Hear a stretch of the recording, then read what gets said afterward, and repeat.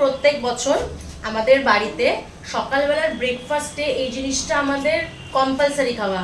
মা এটা কি কোনো নিয়ম নাকি এমনি? নিয়ম। হ্যাঁ নিয়ম। আচ্ছা নিয়ম। মানে আমি যবের থেকে আমার জ্ঞান হয়েছে তবের থেকে আমি দেখেছি যে বাবাদেরকে সরস্বতী সকালবেলা এটা খাবে। সেটার কি কি জানো পিঠাটার নাম? মন পিঠা। মন পিঠা। বাবার এটাকে মন পিঠা বলে। তো তার জন্য এখন এখানে গুড় জাল দিচ্ছে। অ্যাকচুয়ালি এটা ঝোলা গুড় দিয়ে খায়, তো সেটা আনা হয়নি বলে তাই জন্য পাটালি গুড়ি জল দিয়ে গুলিয়ে মানে এরকম করে গলানো হচ্ছে পাটালি গুড়কে। আর হচ্ছে এই যে মা এখন চালের গুঁড়ো ভেজাচ্ছ না, এটাকে ভেজাবে। আর এই যে এটাকে নারকেল করাবে।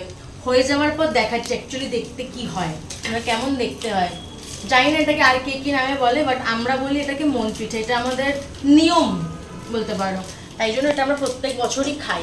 মানে একটু হলেও খেতে হবে এটা আমাদের। জানি না কার কার এটা নিয়মের মধ্যে আছে, বাট আমাদের এটা নিয়ম খাওয়ার। এখন সেটারই প্রস্তুতি পর্ব চলছে।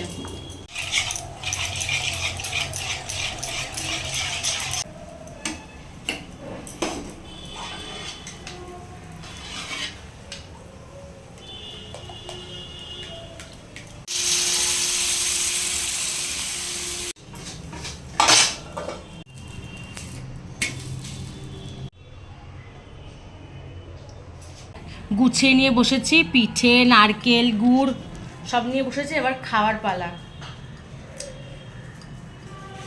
আমাদের এটা নিয়ম অ্যাকচুয়ালি খাওয়াটা একটু হলেও খেতে হবে, এটা ব্যাপার।